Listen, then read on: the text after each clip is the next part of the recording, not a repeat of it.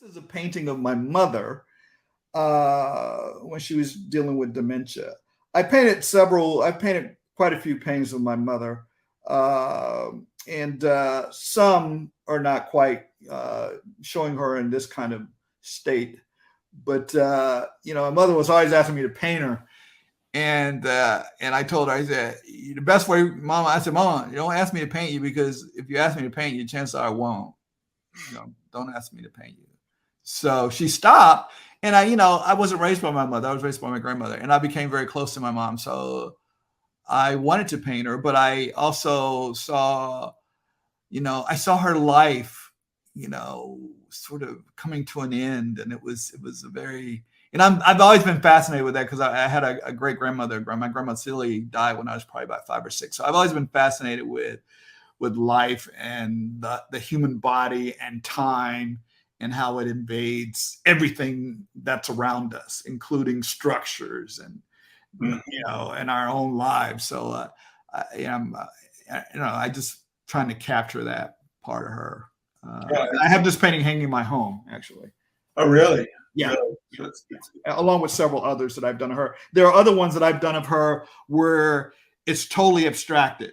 I used acrylic where all you see is a silhouette of her. You don't even you just see the structure of the head, and then there's a couple of colors in it, but it's mostly almost black and white with a few subtle grays in it, but very abstract, very flat shapes, flat, just totally flat, black, almost just flat.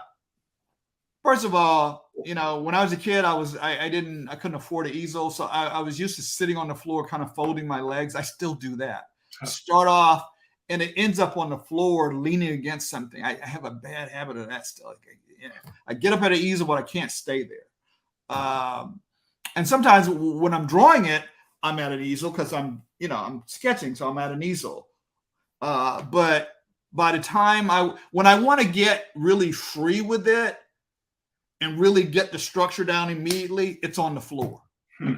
And then when I want to do something more subtle and I'm backing back and forth, I'm sitting down, I'm painting a little bit, then I'm getting up. It's a back and forth. Sometimes I'm standing, sometimes I'm sitting. Depends on the area that I think. If it's a very, very delicate area, then I'm sitting and I'm looking, I'm examining before I put the stroke down. Because once the stroke is down, it's down. So, and then if I go, I like it, but it's too soft, it needs more strength, and I drop it on the floor, and then I pound it somewhere with dark or something. You go into your caveman. Yeah, and I got to pound it somewhere because it's too soft. It needs a little strength somewhere. So when you see Mitchell drop the painting on the floor, then I'm getting ready to pound on it. Yeah. The shapes, the round table on the right, the shape of the back of the chair catching the light, all that stuff so informs. It cuts into the other spaces, and it informs and defines the picture plane, or the planes within the picture plane.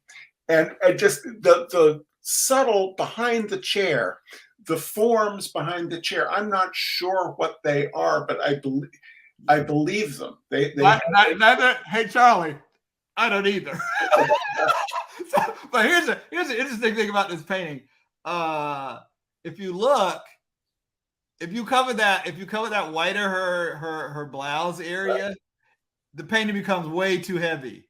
You lose that. Oh, you need that negative space there. And so I'm constantly. Now, was it that color? No, but I needed that shape there, so I left it white so it could breathe, so it doesn't feel heavy. Right, and the same with her hand in the foreground bottom right. Yeah. If that highlight wasn't there, that would become a really dead. Yep. You need that light. You need that open. You need that negative space in there. So you have to really be conscious of what you're. Again, it is about composing and composition.